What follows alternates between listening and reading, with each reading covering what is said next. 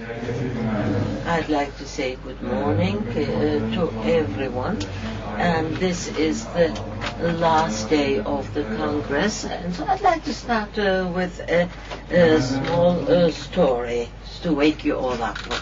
Temel and Dursun, two guys from the Black Sea, were holding a competition asking questions. And whatever Temel asked, Dursun answered. Whatever Dursun asked, Temel could not answer. And finally, he said he should do something to win the competition.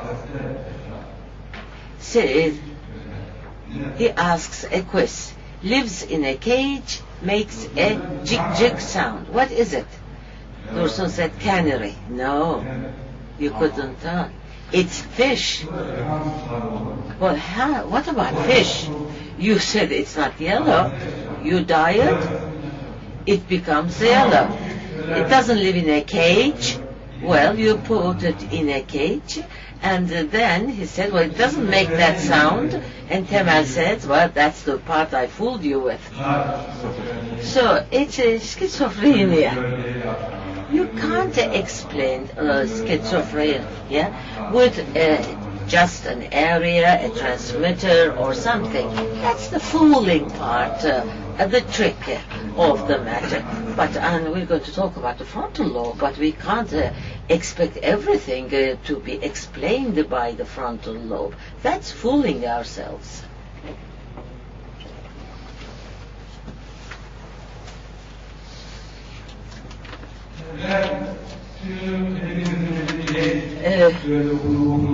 The gauge, the Phineas gauge incident, I'd like to start with that. This is something all of you know it.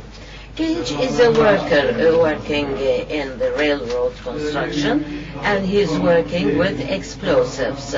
And an accident happens, and an iron rod passes through Gage's head. The frontal lobe is lost. But in a few minutes, he got up, started talking to people, was fully conscious, went to the hospital, had his treatment, and after a while went back to his work. Prior to the accident, he was someone that was well known, engaged with the environment and so forth, was a good guy. But after the accident, he became illogical, all value assessment was lost, who couldn't keep his word, and he started demanding unbelievable things from his environment. And especially if they want ladies, so don't be with him too long, he will harass you.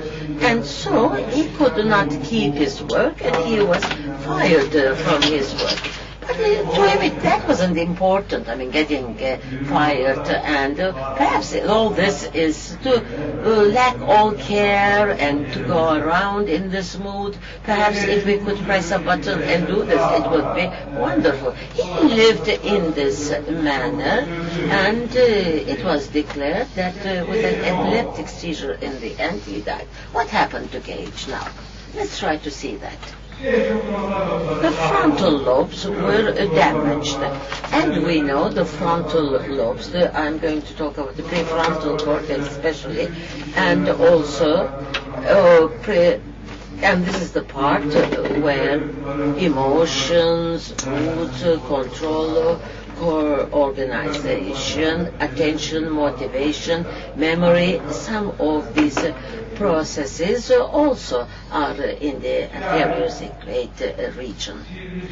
And when information is received, processing that information and with thinking and behavior, the prefrontal cortex is important.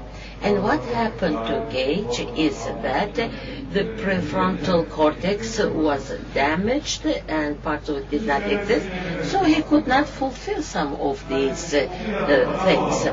If we could think like this, that people go to school and so forth and everything, we learn, grow up, we invest in the prefrontal cortex. That's where we develop and grow.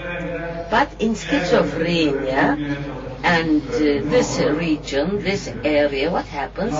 It shrinks, it becomes smaller, quantity and quality-wise.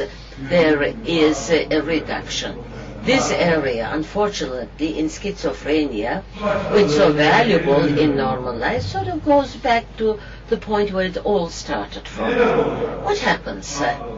When we consider this, the structural changes appear to begin with. What sort of structural changes? The studies in schizophrenia that showed that gray matter is reduced.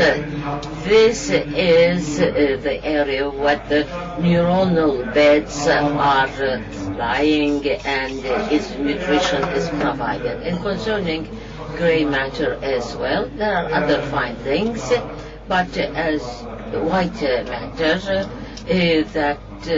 that is the area where the long axis exists. But the basic problem is the gray matter. Functionally, when we have an outlook from the functional perspective, are the cells the only thing that are lost? But no, that's not it all at all. For example, blood flow, metabolism in that area is reduced. Efficacy of this area is reduced. And with the SPECT and MRI studies, it was shown that the hypofrontality, even in people that do not use drugs, terminate drugs, or during childhood, this is present. This is independent of time. And this was shown. And to the extent of frontality, to that extent there is negativity. And that schizophrenic cases are more evident in the deficit syndrome. When these patients are compared with healthy subjects, during rest, for example, there was no difference seen. But functional memory, when functional memory was on call, then the metabolism and blood circulation increases in the normal people, but that doesn't happen in the schizophrenic patients. And the necessary activity cannot be provided. Here again the cell numbers are reduced, sizes have shrunk. What else happens in the patients? If we consider this from the neurodevelopmental perspective, this is the area that develops latest, although we take care about it, and it completes its development in late adolescence. For example, actually there is a pruning of the synapses, and proper synapses are tied up, but accompanying that, myelization continues as well. And proper synapse and paths appear, and in these channels or paths, myelization and improves the quality of neuronal transmission. And so that with proper neuronal transmission, activity is more properly processed. Everything is more strong and healthy as a result of this activity taking place. In the patient, that is in the schizophrenic, these attachments are disturbed. Actually, in the studies that have been carried out in the white area, white matter, it has been shown that there are dysfunctions. Well, on hand, the cells are reduced, and on the other hand, the synapses are distorted. Well, what about the situation of the cells that remain? Well, that's not completely void as well. And as postmodern studies have shown, the size of these cells as well as the extensions are reduced. Abnormal synaptic appearances are observed. The structure of the synapses and its functions, also proteins, are reduced. For example, RAB3A are reduced, as can be shown at the synaptic level. What else has been shown?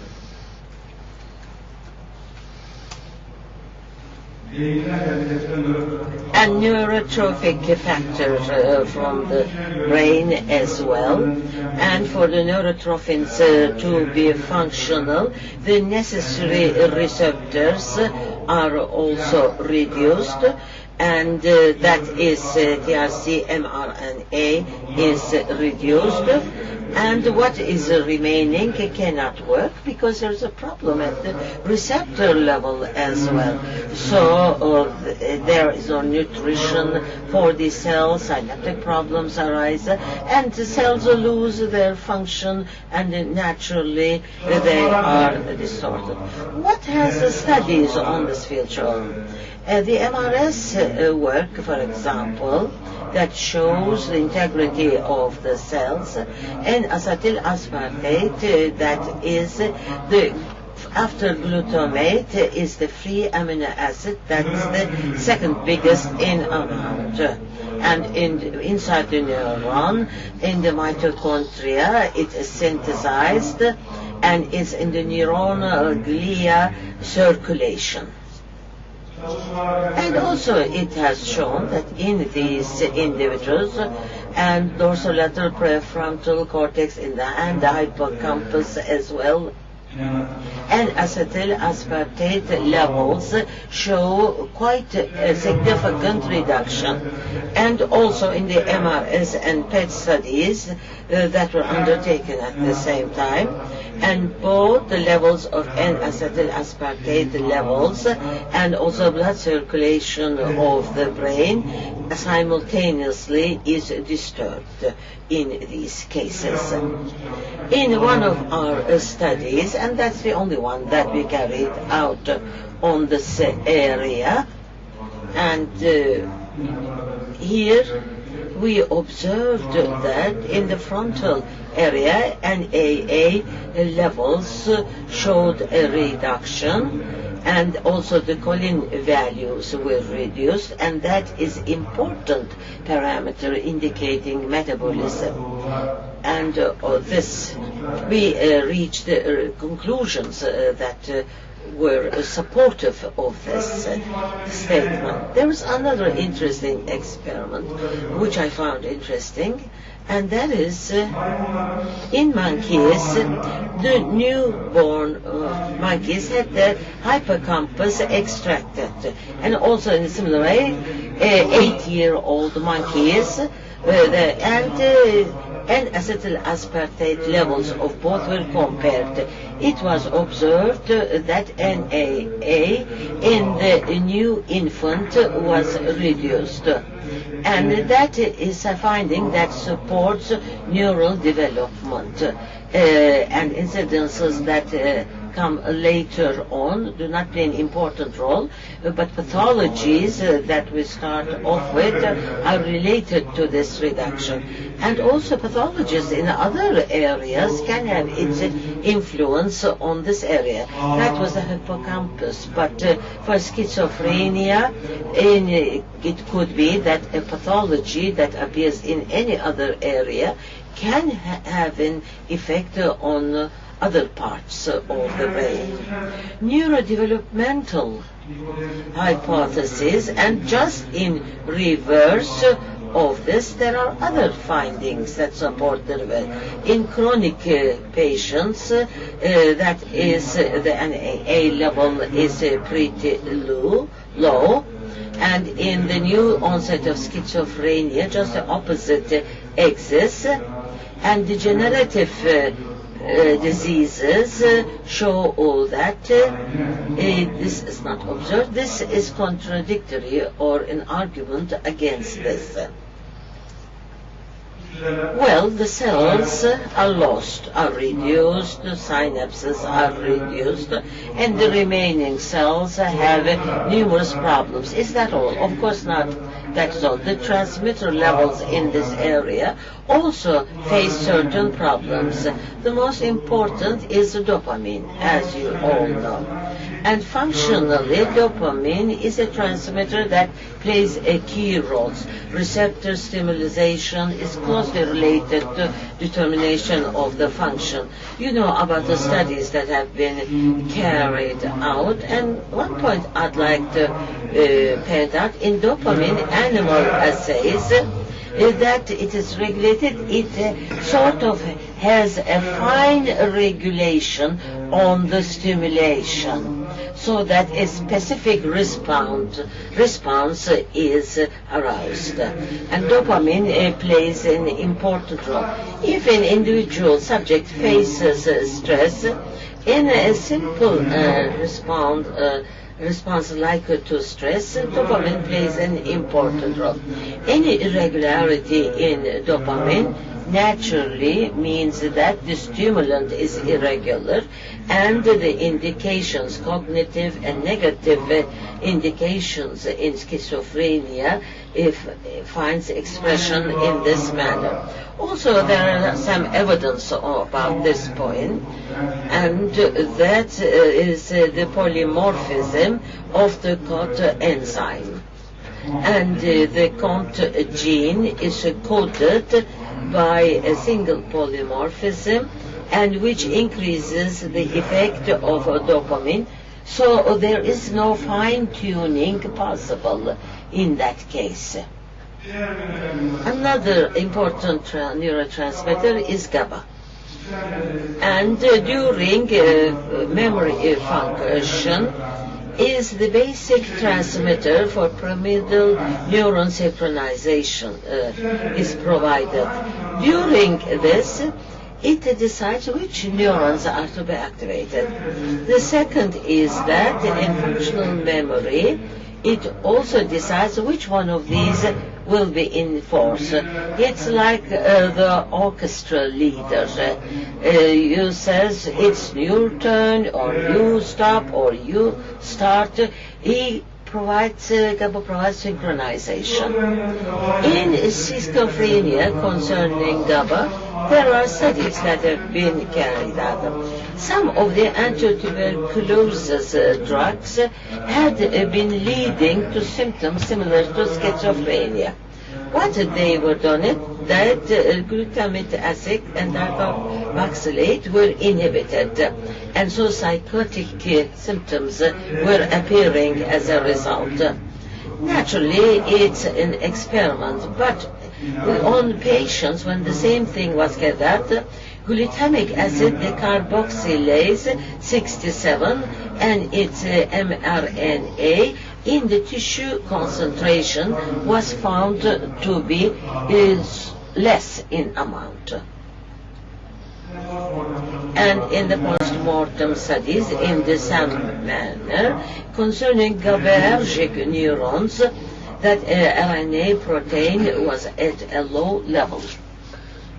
Another material is glutamate. Glutamate lately has been very much in the forefront in the etiology of schizophrenia, especially RNA receptors, because of their function. These receptors, as you know, are important, and it's the basic necessary receptor for the new synapses to exist, and they need glutamate in order to fulfill this function. And if the glutamate and MNDA receptors are working, that we see a new information networks can appear. Otherwise, they cannot be taking place. And also, it can lead, if that does happen, it can lead to symptoms similar to schizophrenia. If there is a problem in an MDA or in glutamate, then schizophrenic-like and negative symptoms appear.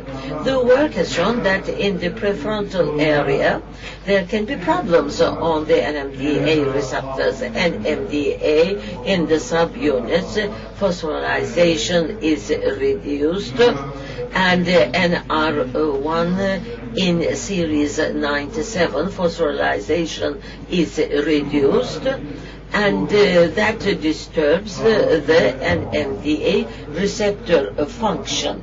And glutamate could not fulfill its function, and no response to neurotropic factors, and synapses cannot appear.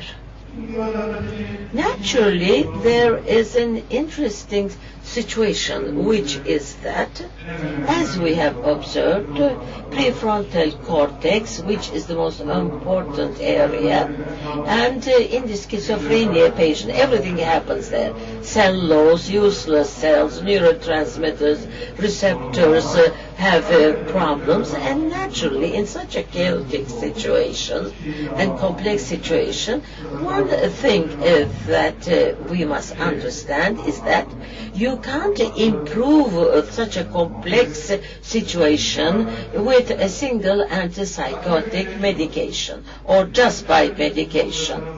And another thing is that it seems that we're very unlucky. All the problems are happening there. And we see that in the etiology, even in the 60% positive cases, and concluding paralysis for a toxoplasma positivism, it's positive here. Everything negative seems to accumulate here. That's not it. It's that the defense mechanism is unsatisfactory, so at one point they are challenged by these and cannot stand up. Epigenetic and genetic incidences come together, and the stress model, genetic factors, biological factors, and psychosocial risk factors, when all of these get together, this problem arises, influences the frontal cortex, and schizophrenia appears. Thank you.